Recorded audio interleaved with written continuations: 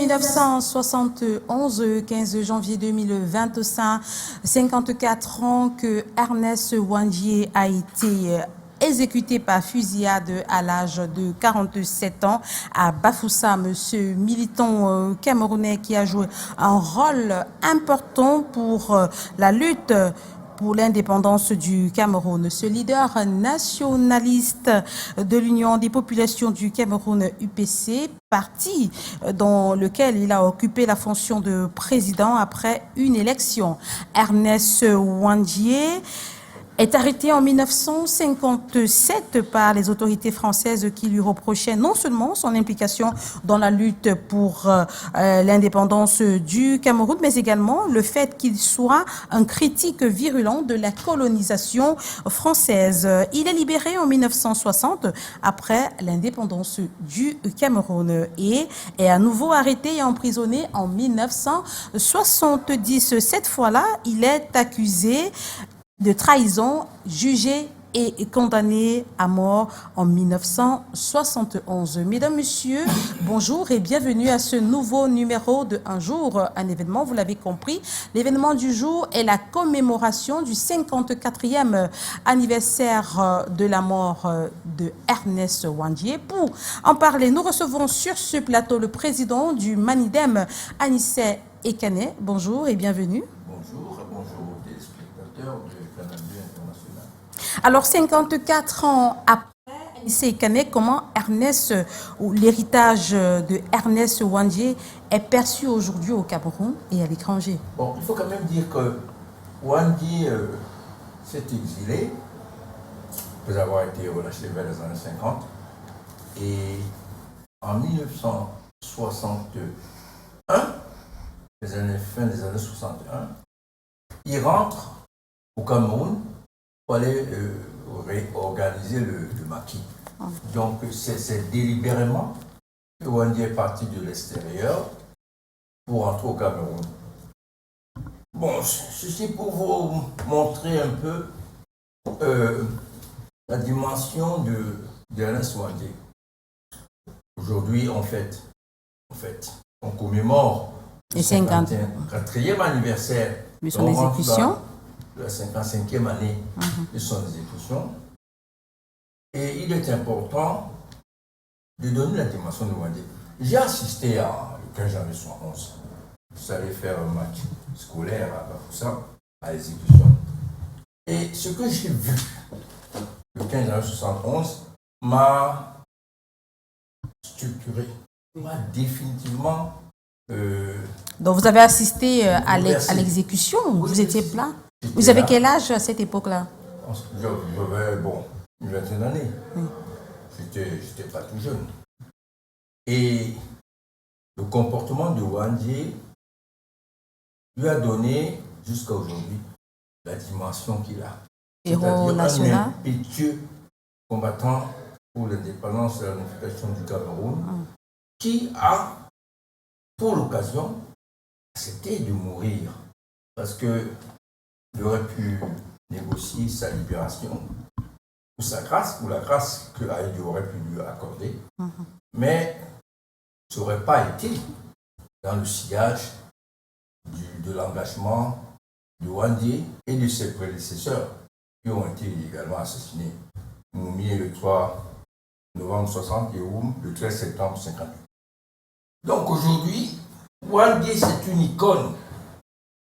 Et la commémoration de cet assassinat ne doit pas se résumer en des manifestations.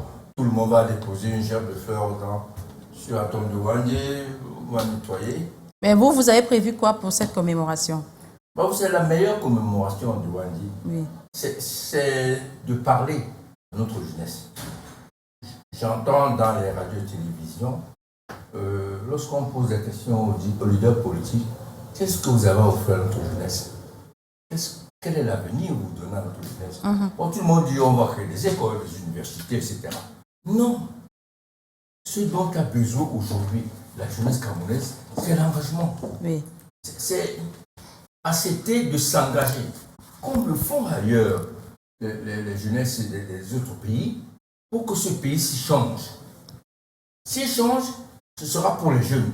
Il faut que les jeunes soient des acteurs impénitents, bruyants à la limite du changement dans notre pays.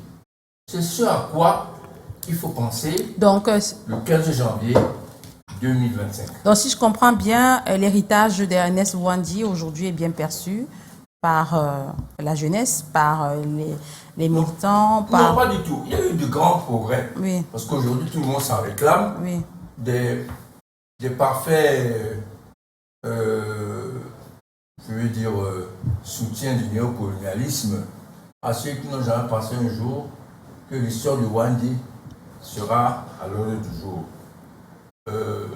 Je pense que aujourd'hui, au-delà de la réhabilitation de Biya en 90, 91, Ouandie a eu sa place dans l'histoire du pays et va continuer à marquer cette histoire par son sacrifice. Ça, c'est indéniable. Alors, Anissé Ekane, en ce moment au Cameroun, il ne se passe plus une journée sans qu'on ait des messages de tribalisme ou de haine sur les réseaux sociaux ou dans les conversations. Alors, pensez-vous que l'héritage de Ernest Ouandie peut avoir un impact à ce qu'on n'ait plus ce type de message? C'est pourquoi il est indispensable que l'histoire de notre pays et l'histoire de nos héros nationaux soient enseignées à notre jeunesse. Parce que Ouandie se situe aux antipodes du chauvinisme ethnique. Dans l'UPC, on rapporte de plusieurs sources que Ouandie était d'autant plus intransigeant avec les militants de son aire géographique de naissance. Donc Ouandie n'avait rien à voir avec les discours haineux tribalistes qui ont cours aujourd'hui dans notre pays. Oui, parce qu'on dit qu'il y a tellement de l'intolérance dans les dialogues aujourd'hui, l'incompréhension des gens.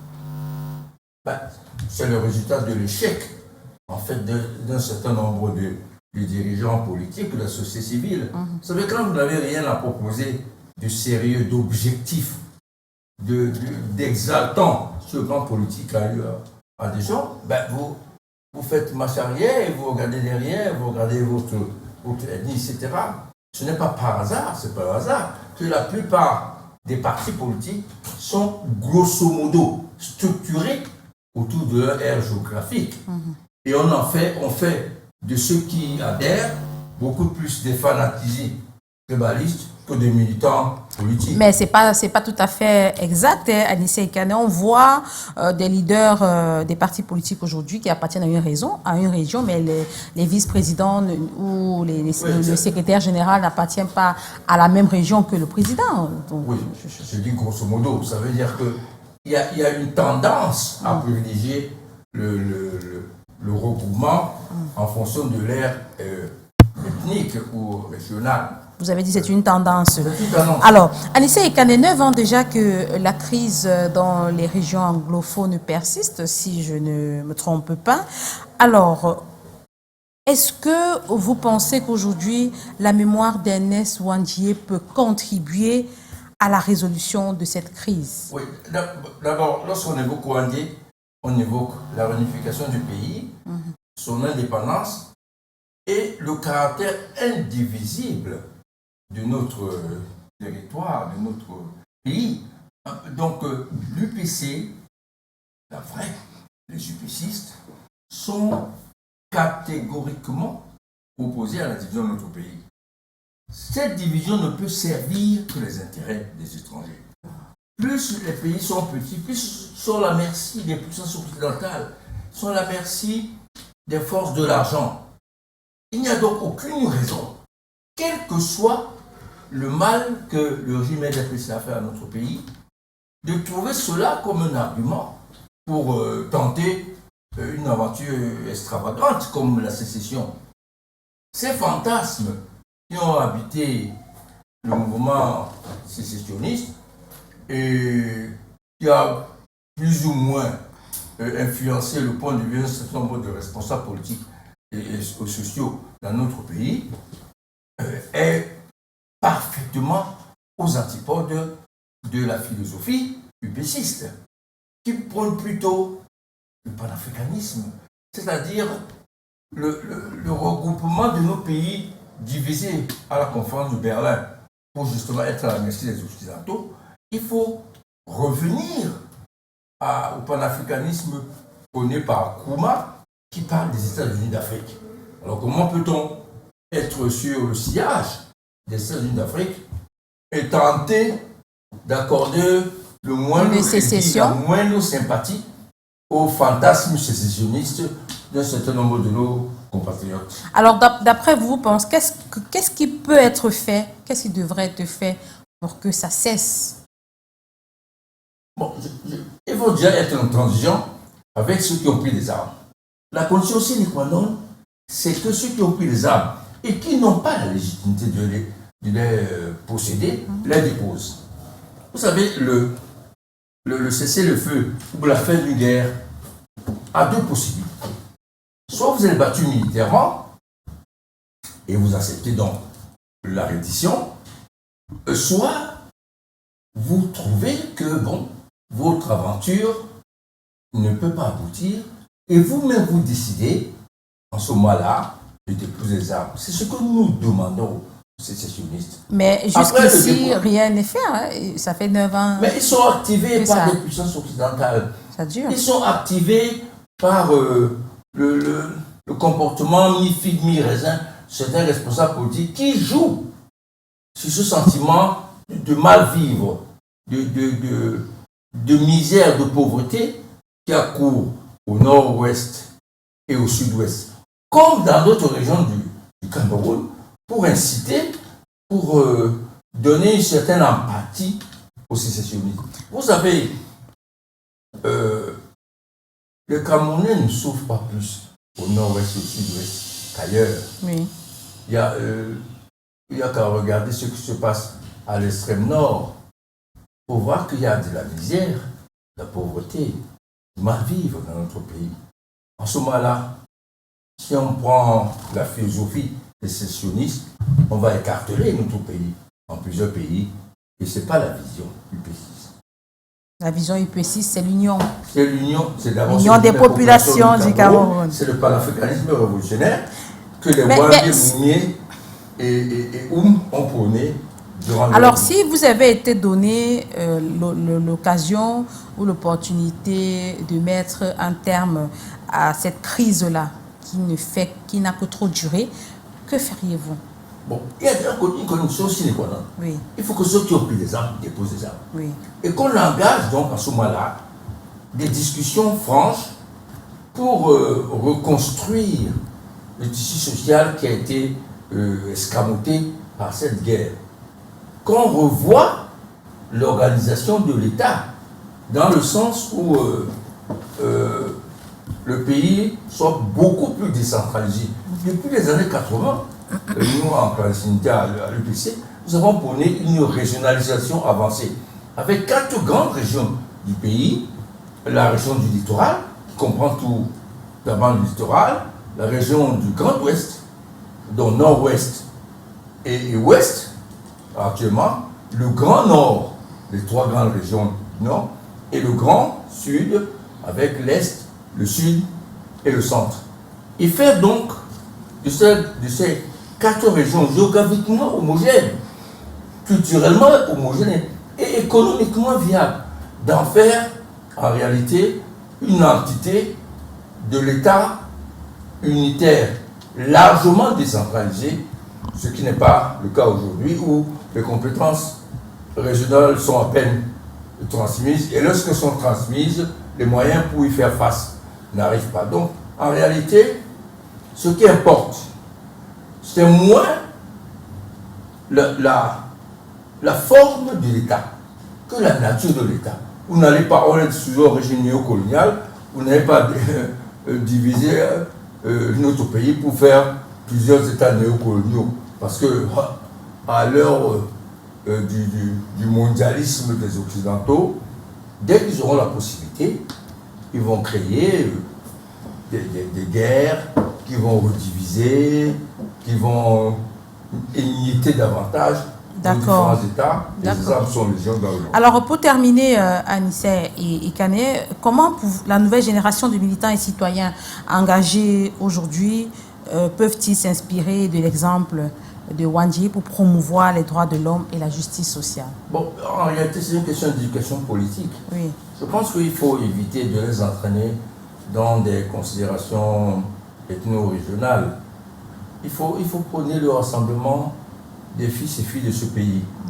Il faut dire aux gens, aux jeunes, qu'il est bon d'aimer son pays. Qu'il est bon même de sacrifier sa vie pour son pays. Et Rousseau disait, qu'est-ce qui